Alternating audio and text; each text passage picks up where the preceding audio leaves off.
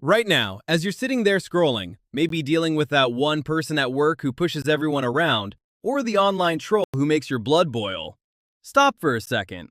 Because 300,000 years ago, when you were an ancient human walking the African savanna, bullies didn't get to win. They didn't climb the ladder. They didn't build empires of fear. Your ancestors had a system so effective, so ruthless, and so deeply human that it kept their small bands peaceful for hundreds of thousands of years. And the answer changes everything we think we know about why bullies still exist today. Imagine this. You wake up under the open sky, the first light painting the acacia trees gold. Your band of 25 people is already stirring, mothers nursing babies, old men sharpening spears, kids chasing each other through the grass. You're one of the younger hunters, strong but not the strongest. And then you notice him. Let's call him Kale.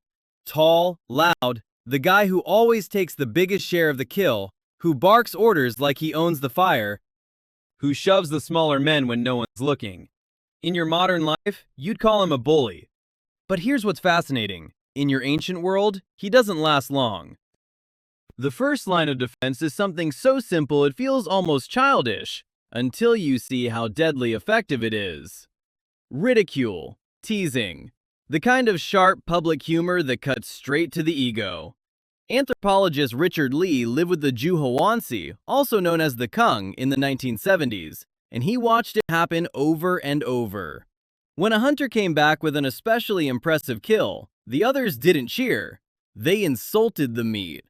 Lee recorded the exact words. "We can't accept this. We always speak of his meat as worthless. This way we cool his heart and make him gentle." You're there when it happens to Kale. He drags in a massive eland, chest puffed out, already bragging about how he tracked it for 2 days. The women start giggling first. "Look at this scrawny thing he calls meat," one says loud enough for everyone to hear. The men join in, joking that his spear must have done all the work, because Kale himself is too lazy to run. The kids laugh. Even the elders chuckle. Kale's face tightens, but he forces a smile because fighting back would only make it worse.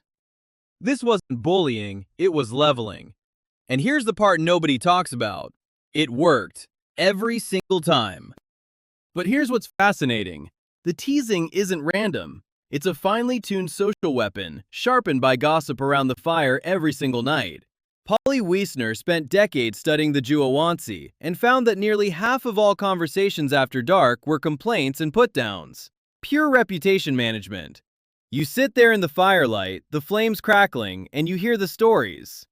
Kale took extra honey again and didn't share with the old woman. Kale yelled at his wife where the children could see. The words travel like sparks. Everyone listens. Everyone remembers. Reputation is currency, and once it's damaged, you feel it in the way people stop offering you the best cuts of meat or the softest sleeping spot. If the teasing doesn't work, and sometimes it doesn't, the next step is shunning. Quiet at first. People start turning their backs when Kale walks up. No one laughs at his jokes anymore. When the band packs up to move to the next waterhole, somehow his bundle is always left a little behind. He feels the cold shoulder like a physical weight. Frank Marlowe, who lived with the Hadza in Tanzania, saw the same thing. Persistent show-offs simply found themselves eating alone more and more. The group didn't need a chief or a court. The silent treatment was enough to break most men. Yet some bullies are made of harder stuff. And that's when the real twist comes. The part that still shocks modern anthropologists. Christopher Boehm spent years studying hunter-gatherer societies and called it reverse dominance hierarchy. In his book, Hierarchy in the Forest, published in 1999, he showed how the entire group becomes a coalition against anyone trying to dominate. The weak link up with the strong to pull down the arrogant. If Kale keeps pushing, if he starts threatening violence or refusing to share during a drought, the mood around the fire changes. The jokes stop. The voices drop. You feel it in your gut. This is no longer funny. One night it happens. Kale snaps, swings at a younger man over nothing. The band doesn't scatter. Instead, 6 of you, including the quiet ones you never expected, move together. No shouting, just a calm, terrifying decision made in the dark. Bohm documented it across dozens of societies. When an aggrandizer becomes too dangerous, the group executes him. Not in rage, but in cold consensus. A quick spear in the back while he sleeps, or a silent surround at dawn. 42% of the societies Bohm studied had done it at least once. The body is left for the hyenas. The band packs up and walks on as if nothing happened. Justice served, equality restored. You feel the weight of that moment the next morning. The camp is quieter, but lighter.